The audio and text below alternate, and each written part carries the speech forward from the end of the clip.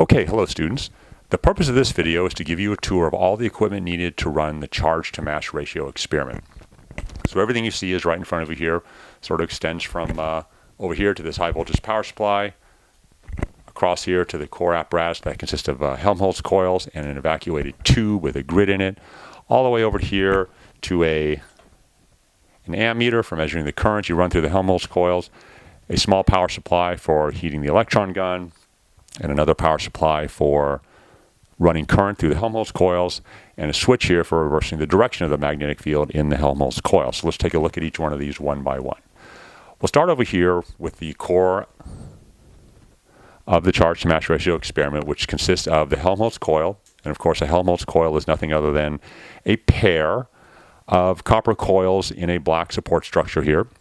And so probably one of the first parameters you need to pull from this experiment that you'll need for your calculations is the diameter of the Helmholtz coil. So I'll hold up the centimeter rule here so you can get that and hopefully estimate your uncertainty. So diameter of the Helmholtz coil. And the other thing that's important is the number of turns of wire in the Helmholtz coils, and that's what this number is written on the front here. 124 written here, 124 on the sticker. That means there's 124 turns in the Helmholtz coils. And of course, if you run a current through the coils, they're connected in such a way that a magnetic field will be produced in the center interior core of the Helmholtz coils themselves, and the direction of the magnetic field will either be into the plane of the screen or out of the plane of the screen, depending on the direction of the magnetic field. So there's plenty of resources you can look up for how Helmholtz coils work, so I'll just leave it to you to do that. The next part that you see in the apparatus is this glass bulb here. It's made out of glass, and it's evacuated, so the air is sucked out, and a very scant amount of helium gas is pumped in, probably like to the order of 100,000th that of atmospheric pressure, just a little bit of helium in there. And I'll tell you what the helium does in a minute. And there's a grid inside there. And so what this apparatus, what this bulb does here is on this side over here is an electron gun that when we turn on a power supply, it'll heat the electron gun. You'll see it glowing over here. And by turning on an accelerating potential, an electron beam can be forced to go in this direction inside of the glass tube. Okay, so essentially, mostly what this part over here is just a source of electrons, a thermal source of electrons that, in combination with an accelerating potential, sends an electron beam this way. So the issue is then, well, how do you see the electron beam to make some measurements? Well, that's what the helium is for. As the electron beam collides with the helium that's inside the glass bulb, it'll glow a bluish color, which I'll show you in the next video when we turn everything on. And so you can track the spatial extent of the electron beam. You can see that the back scale there is a sort of a calibrated spatial scale here. The large numbers that you see, like the 6s and the 7s, whatever is right, you see right in front of you there. So I see 10, 9, 8, 7, 6, 5, 4, 3, 2. Those are in centimeters. And of course, the little divisions in between are some fraction of a centimeter, which I'll leave to you to figure out. But you have a calibrated spatial grid that the electron beam will sort of fly by. So that in a nutshell is sort of how the charge to mass is measured, the core apparatus anyway. You can make an electron beam. It's in this evacuated glass tube. The helium makes the electron beam visible, and then the whole thing, of course, is immersed in the magnetic field that can be produced by running a current through the Helmholtz coil. So that's sort of the core apparatus for you there. Okay, so on to the other things that are connected to it now. Of course, the Helmholtz coil doesn't just operate by itself. The first thing you see over here is this sort of light brown box here is a high voltage power supply. So this is where we'll set anywhere between 1,000, 1,500, 2,000, up to 3,000 volts. And what this controls then, that's the accelerating potential. So as I mentioned, when the electrons leave or are boiled off of this thermal source over here, they don't necessarily have any place to go. But if you turn this high voltage power supply on, as I mentioned, that serves as the accelerating potential. So if you go back and look at the Helmholtz coil then, here we go. These red leads that you see connected in various places, up here, there's one down here, and there's one in the back.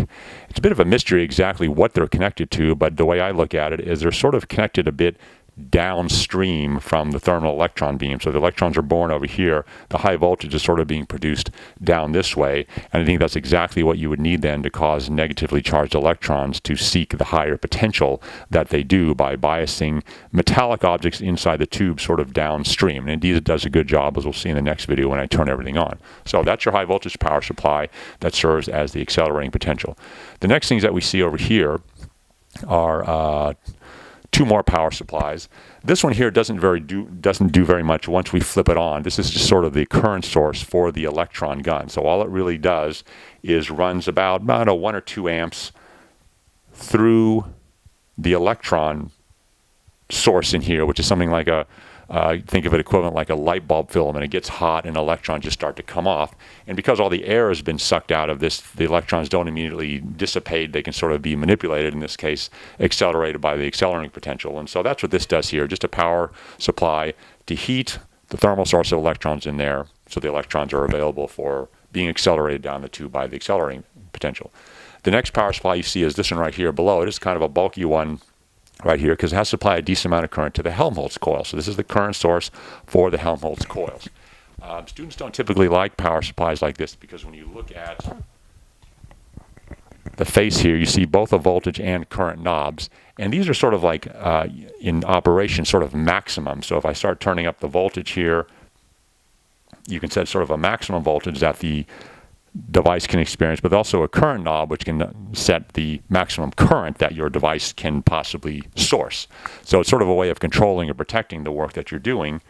But in this case here, what we'll do is we'll just sort of turn the voltage to whatever it wants. We'll just have the voltage knobs more or less all the way up, and we'll put our hands on the current knob here to control the Helmholtz coil. Okay, so that means that when these knobs are turned full counterclockwise, there's no current in the Helmholtz coils.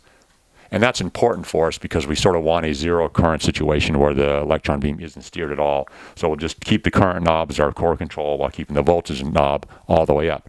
The reason why students don't like these power supplies is because another way of doing it, of course, is that we can turn the current all the way up and just have the voltage as our core control. So if the current is opened all the way up so the device can suck down as much current as it wants, but you do it all by controlling the voltage, then that's certainly another way of running the experiment. But we found that if you run it that way, if you have the current all the way up, even if the voltage is all the way down to zero, there's always a little bit of residual current running through the Helmholtz coil, which causes a bit of deflection of the beam. So we'll sort of keep our hands on the current control knob, not the voltage one. Okay? And so that's sort of what that does.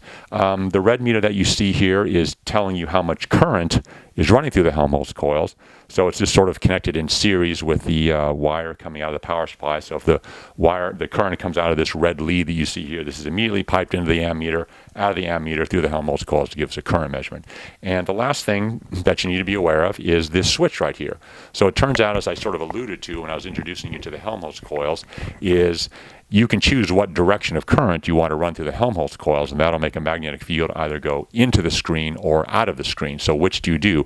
Well, you do both.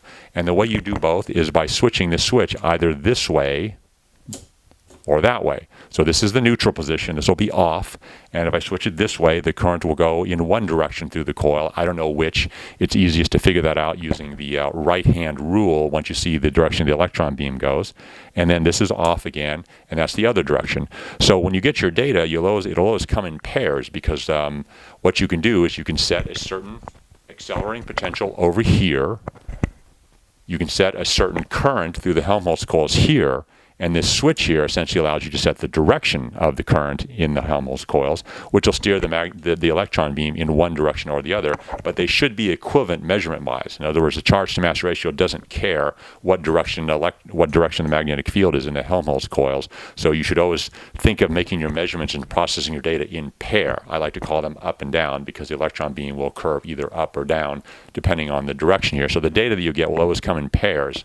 It'll be set for a given high voltage, a given current. And then what we'll do is we'll take one with a switch in one position, one data set that is with a switch in one position, one data set with a switch in the other position, and then you'll have to sort of grapple with what to do with it at that point. So I am done. That, in a nutshell, is the charge to mass ratio apparatus, high voltage power supply, Helmholtz coil, evacuated tube with some helium in there, thermal source of electrons on the right edge there. Couple more power supplies to heat the electrons, provide current for the magnetic field, and of course reading for current. So in the next video, we'll turn everything on and look at just some general properties of how it operates.